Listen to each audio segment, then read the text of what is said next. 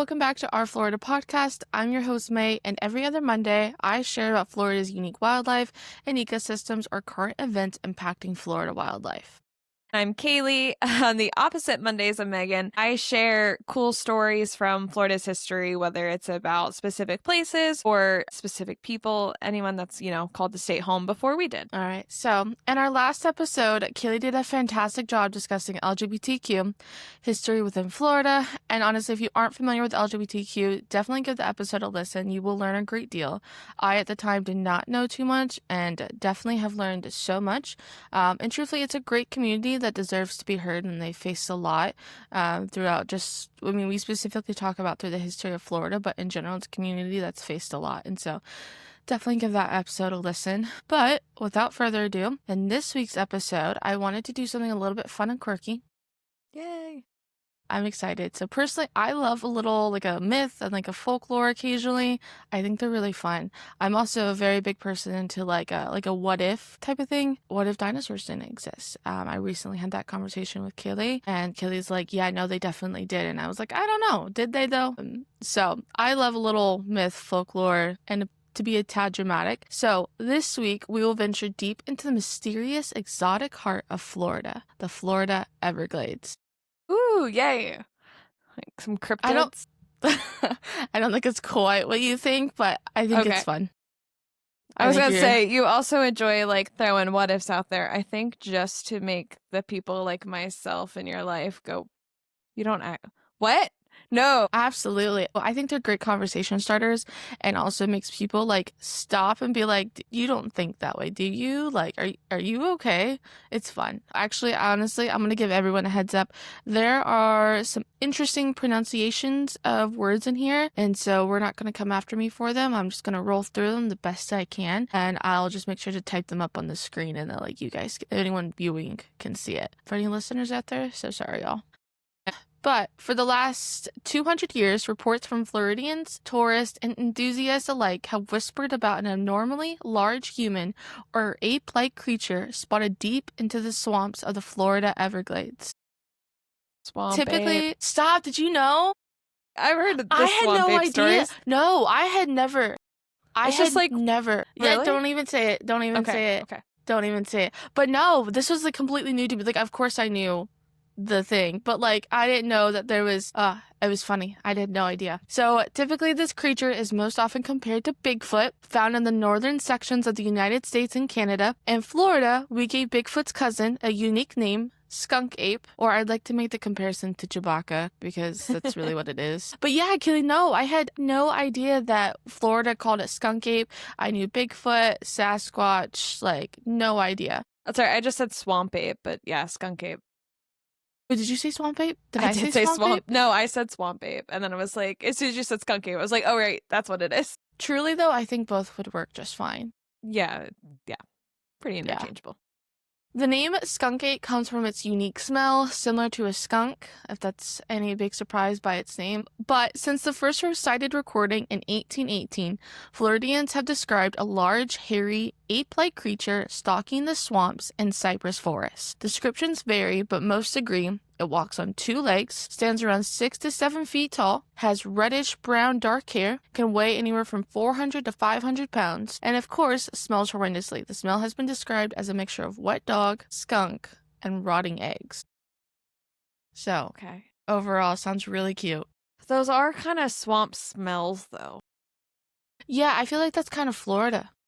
Truthfully, yeah, I think that's just kind of a Florida smell in some areas. Especially, I feel not right after it's rained, but after it's rained and the humidity is really high and you just get that mildew smell.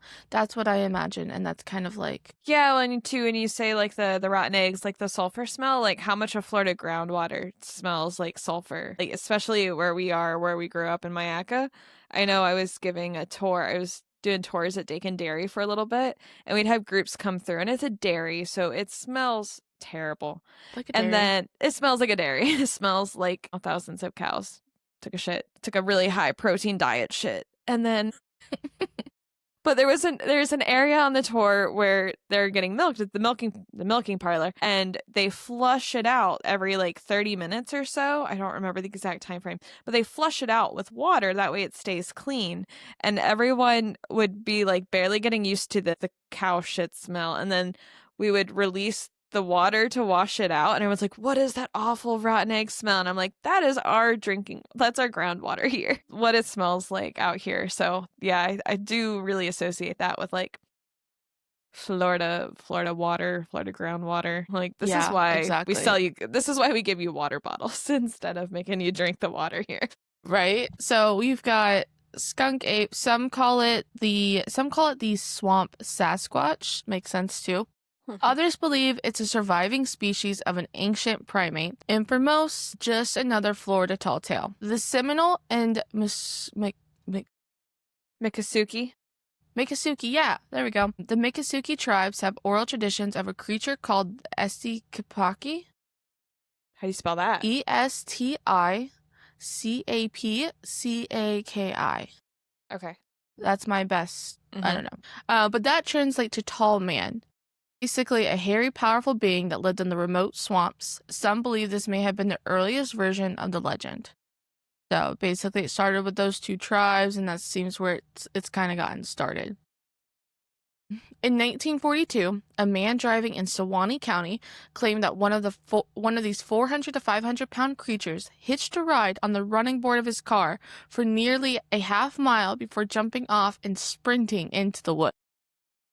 Now, I call bullshit. I have my doubts.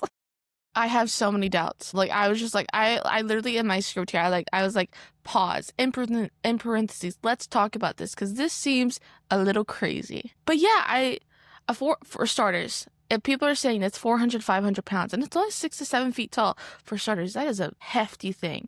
And you're going to say that it jumped on your car, no dents, no nothing.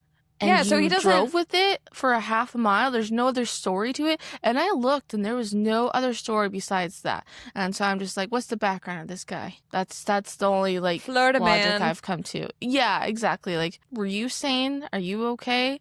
Not saying he's wrong, but, like, not saying that it couldn't happen, of course. But yeah, so he wasn't presenting any, like, evidence, no scratches, no dents, no just... No, and, like, all the resources I found that mentioned that as a story, I didn't find anything. What time of day? Didn't say, actually. Okay. I don't have it, at least. If I do find it, I'll, like, update it and put it here. Yeah.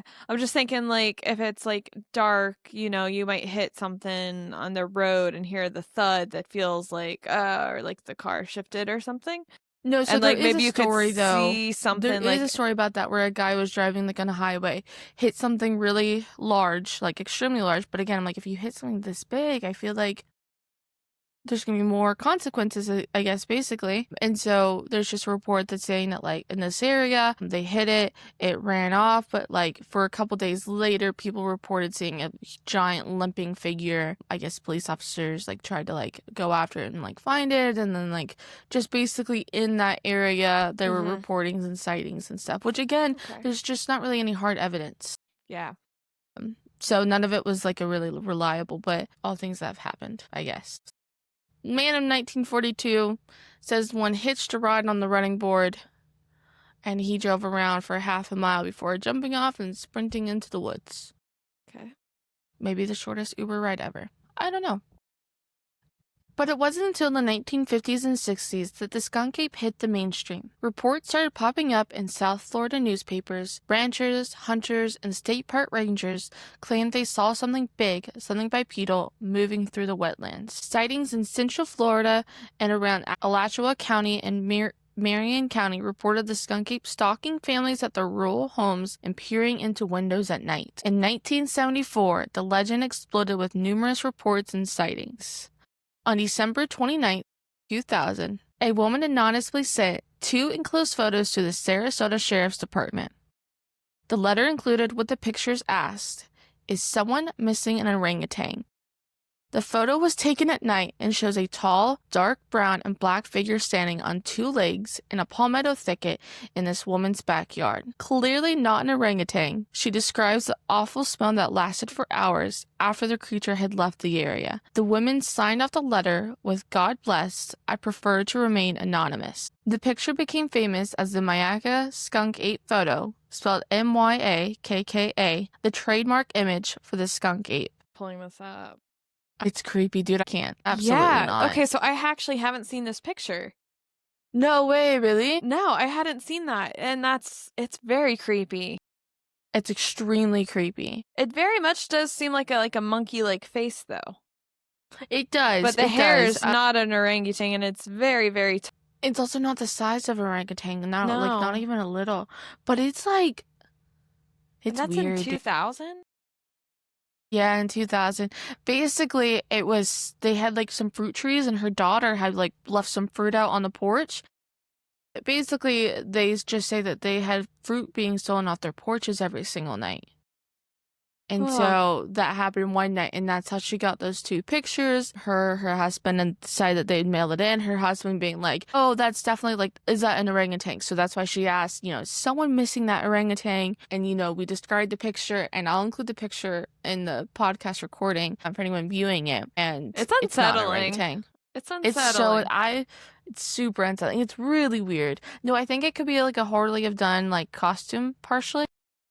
It has a little costume vibes, but like the eyes, hair, the hair just seems odd. I don't know, but yeah.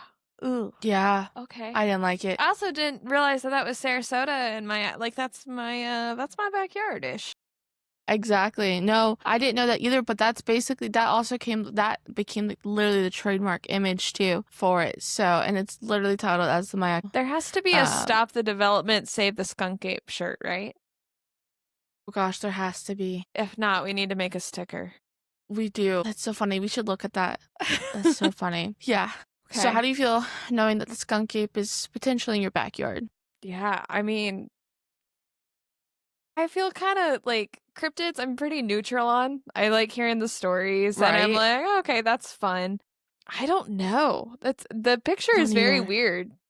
I feel like it's also so weird. Most of the time you see these pictures, they're like taken in the 60s or 70s, and they're like black and white, and they kind of look like crap. And that picture is like not that bad, it's only 25 years old. I'm also just like, how good of a flash was that though? I don't know. Like, you think it was good, or like picture's really well lit? Yeah, I don't know. I have heard several cases for like Bigfoot existing in different capacities and stuff, and like. Yeah. I'm not like a huge believer or anything, but I kind of buy some of the logic. Like, this will shock everyone. I mean, I've got some weird logic behind, like, I'll probably get into like at the end. Okay. I've got some like strange logic that I kind of think it could, we'll get there. Okay, gotcha. So that is the Mayaka skunk ape. That is the trademark image, little creepy. And so, what are people saying? Everyone's got their opinion. Everyone has their theories, of course. Wildlife experts have their theories, and many of them suggest that it could be a misidentified black bear standing on its hind legs, or even potentially a black bear suffering from mange. The hair, I see black bear. The hair I could see, absolutely. The face, I think, would have to be. The hair, the face looks monkey primate. Truthfully, some black bears' face are pretty wonky. Yeah. It could be escaped exotic pets. Florida has plenty of those. Oh my gosh, yes. Plenty. Or even pranksters in gorilla suits. And even the United States National Park Service considers the skunk ape to be a hoax. So, for anyone that was really counting on the National Park Service to tell you, they believe it's a hoax. So, some biologists argue that the dense, remote terrain of the Everglades could hide large creatures through the lack of bones or credible video evidence makes the scientific community skeptical, which again, we agree. Still, sightings continue, especially in areas like Big Cypress National Preserve in Okapi, Florida. Maybe the skunk ape isn't a real creature, but a symbol of our complicated relationship with wild spaces and places we don't fully understand and can't completely tame. Is it real? Could it be real? Cavemen? Did cavemen come back? Do cavemen still exist? I think Florida's developing too quickly for the cavemen. I don't know, Yeah. What's your thoughts? Well, and like initially when you describe it, I think black bear. Like initial descriptions and like, people And could black just be bears seeing do black walk bears. flat-footed too. So they walk like us. Yeah. And except we don't have to. lady talking about like getting fruit, like black bears are totally bold enough to like grab fruit off of, Absolutely. a porch or whatever. So black bear is where I lean. I don't buy the I'm not buying the hitched a ride story very much. I'm not buying that either. I have a hard time buying like the whole like there was like lots of reports about like it's a stalker. It was stalking young families and peering into windows and things, and like I think a stalking is a harsh term to use, I guess. I think there's a better term to be using that like, yeah, could they be exploring and figuring out what's around? Yeah, sure. But Like stalking hunting you people's down and families? yet nobody's like ever getting killed or anything. Exactly. I think it's a tad dramatic and Yep. not helpful. Yeah. Yeah, I don't know. I think of all the cryptids, I feel like I'm the most inclined to be like, yeah, you know what? Maybe Bigfoot does live in the woods. Because, like, a lot of woods are more dense and more than we really know. And, like, these stories have lasted through generations and stuff. But, yeah, it's fun, though. It's definitely fun. I like the That thought. picture's cool definitely and creepy. It's terrifying. Yeah. Truthfully. I think it's terrifying. It doesn't help. It's got, like, the classic, like, animal shiny eyes, It does, yeah. That doesn't make it It's any very more. weird. So Kaylee and I are just a little like, could be, could not be. Again, I don't know. I think we're both science people. Like, I think we both need to have like, some scientific background here to like be like, I can justify this. Like, it's fun to think about. Don't get me wrong. It does feel like there's like, where would they live? How would they exist? Like, Which I know there's still obviously plenty, or not plenty, but lots of, area. But it definitely doesn't feel like it is. And if it was the case, I feel like we would see them more and more and more, Yeah. But I don't know. I did learn that going like through kind of the rabbit hole of looking for it, there is some pretty crazy things online about the fans of Bigfoot and things. I will not get into them because they were pretty out there. But yeah. There's some hardcore fans. Yeah. Yeah. Enthusiasts. So, just fun. I don't know. Is the skunk ape a real creature? I don't know. A figment of Florida folklore? Definitely. Or, I don't know, maybe it's just a misunderstood bear with a bad case of BO. I don't know. Whatever it is. I'm pretty sure bears aren't supposed to smell good anyways. I'm pretty sure that they smell bad. I mean, how would you I not? think all wildlife probably has like a smell of some sort. Like, you take people out in the woods and don't don't smell like shower. chemically like us. No, yeah. we don't smell good either. Exactly. So, I don't know. But whatever it is, the story has continued to live on and continues to capture the imagination of Floridians, monster enthusiasts around the world, and truthfully, the large creature has several different names across each state. And these are some of my favorites. I will have a link with all the different states. So, here's are a couple that I enjoyed. So, in Louisiana, it's known as a Cajun Sasquatch, the Ohio Grassman, in Ohio, of course, Wood Booger in Iowa, Momo the Monster in Missouri, That doesn't. and Hillbilly Beast in Kentucky. Okay. I think Momo's probably my favorite, truthfully, because I think it's kind of so cute. Little Momo, the Bigfoot's just chomping around in the little woods. I think it's adorable. Yeah. Also, you're calling something that's like 6 or 7 feet tall Momo. I think it's adorable. Yeah. It sounds like a mascot, like a sports team mascot. Yeah, exactly. Yeah, every state seems, and that's also I think part of the reason why it's like not really believable at the same time because every state's like got their own variation and name of it, but also at the same time, like, does that make it more believable? That's where I land on that. I think it's almost more believable that every state has like some variation on it because then it's like, well, what if it is like a different species? What if it is like sort of humanoid, like, and so therefore it can stay to its own and it can adapt to its different areas and everything. What if it's smarter than us and like it is part monkey and part human and like or monkey's not the right, I guess it'd be part ape, sorry. So like part ape / like human like type thing. But if it thinks like we do, but has like animalistic instincts. Yeah, or like heightened senses. Yeah, like, exactly. Yeah, I probably can't use a computer to drive a car, but like still logic and emotion with like the extra senses, then like yeah, it probably would be pretty good at being stealthy. And also, like, obviously, people and humanity has proven time and time again that we're not very friendly or open or. We suck. Yeah.